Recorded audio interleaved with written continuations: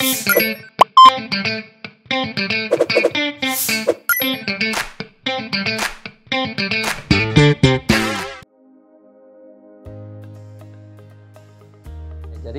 terkait dengan laporan dari hasil analisis oleh PPATK merupakan kan produk dari PPATK sebagai support terhadap penegak hukum ya, seperti halnya KPK, sehingga di dalam LH itu di sana akan tertuang transaksi perbankan, baik itu uang masuk maupun uang keluar. Nah, kemarin kan isu terkait dengan ini angkanya begitu besar ya, 349 triliun. Nah, 33 diantaranya itu sebelumnya memang sudah diserahkan kepada KPK sejak tahun 2010 sampai 2023. Bagaimana kelanjutan di KPK? Perlu kami sampaikan, saat ini telah diselesaikan oleh KPK, baik itu pada proses di pengaduan masyarakat, di proses penyelidikan, penyidikan, ataupun diserahkan kepada aparat penegak hukum lain setelah dianalisis oleh KPK tentunya. Nah, perlu kami sampaikan sebagai pemahaman bahwa LHA ini merupakan informasi intelijen.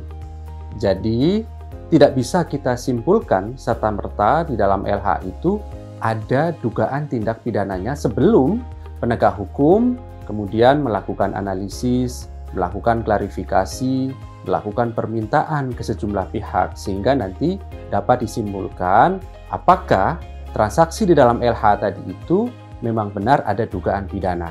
Nah, yang menjadi pemahaman kita bersama juga bahwa tidak semuanya kemudian korupsi ketika ada transaksi yang mencurigakan dan itu ditemukan peristiwa pidananya. Karena kalau kita berbicara tindak pidana pencucian uang, itu ada lebih dari 20 di sana tindak pidananya ya. Dan itu menjadi kewenangan KPK hanya korupsi, suap dan gratifikasi. Ya, selebihnya itu sama sekali bukan menjadi kewenangan KPK. Tentu KPK berkomitmen untuk terus menyelesaikan informasi dan data yang disampaikan oleh lembaga lain seperti halnya PPATK melalui LHA-nya. Sampai hari ini, sebagai bentuk komitmen untuk terus dalam rangka untuk pemberantasan korupsi, tidak hanya kemudian memenjarakan para pelakunya, tetapi berupaya untuk mengoptimalkan aset recovery-nya. Dengan cara apa?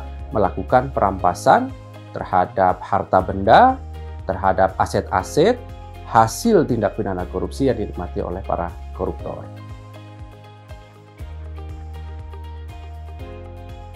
Baik, Dewan Pengawas KPK merupakan satu entitas baru di dalam Undang-Undang 19/2019, tentu setelah ada perubahan Undang-Undang KPK, gitu ya. Kita juga harus memahami bahwa koreksi, kemudian evaluasi itu sangat dibutuhkan oleh lembaga. Dalam hal ini KPK, apalagi sudah berusia saat ini 20 tahun lebih, begitu ya. Oleh karena itu tentu keberadaan dari Dewan Pengawas KPK menjadi sangat penting untuk melakukan koreksi dan evaluasi terhadap tindakan-tindakan, terhadap kerja-kerja yang telah dilakukan oleh KPK. Baik itu terhadap insan KPK itu sendiri ataupun evaluasi terhadap hasil kerja-kerja di internal KPK. Sebagai pemahaman bersama juga bahwa di dalam Undang-Undang KPK ada yang disebut dengan insan KPK. Siapa insan KPK? Di sana disebutkan Dewan Pengawas, pimpinan, dan juga seluruh pegawai KPK. Oleh karena itu, Dewan Pengawas KPK itu tidak hanya kemudian melakukan pemeriksaan-pemeriksaan terhadap pimpinan dan pegawai KPK, bahkan terhadap anggota Dewan Pengawas KPK sendiri itu bisa dilakukan pemeriksaan bila kemudian ada indikasi pelanggaran etik. Jadi batasannya kalau berkaitan dengan insan KPK tadi adalah apakah kemudian ada dugaan etikah atau tidak ketika kemudian ada laporan masyarakat yang masuk ke Dewan Pengawas KPK sebagaimana kewenangan di dalam Undang-Undang KPK.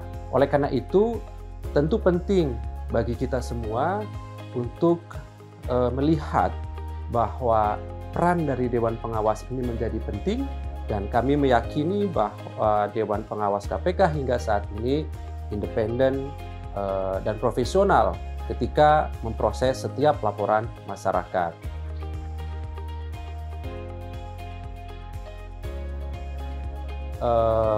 Melakukan tangkap tangan terhadap Hakim Agung.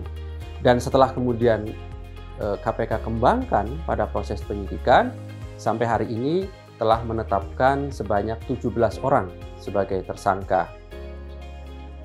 Tentu KPK sebagai penegak hukum tidak pernah mentargetkan seseorang sebagai tersangka ataupun bahkan secara kelembagaan di Mahkamah Agung.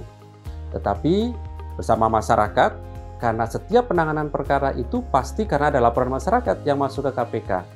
Sehingga ketika kemudian ada dugaan korupsi di Mahkamah Agung, maka kemudian KPK tindak lanjuti dan menangkap serta menetapkan beberapa oknum di Mahkamah Agung sebagai tersangka yang saat ini berjumlah 17 orang tadi itu. Sampai hari ini KPK terus kembangkan. KPK terus telusuri lebih jauh pihak-pihak yang dapat dipertanggungjawabkan secara hukum. Ini semua tentu dalam rangka untuk perbaikan penegakan hukum, karena salah satu fokus area KPK untuk perbaikan dalam rangka menurunkan angka korupsi adalah perbaikan di dunia penegakan hukum. Kita tahu bahwa Mahkamah Agung merupakan garda terdepan bagi para pencari keadilan. Oleh karena itu tentu menjadi sangat penting dan segera untuk dilakukan pembenahan-pembenahan di Mahkamah Agung.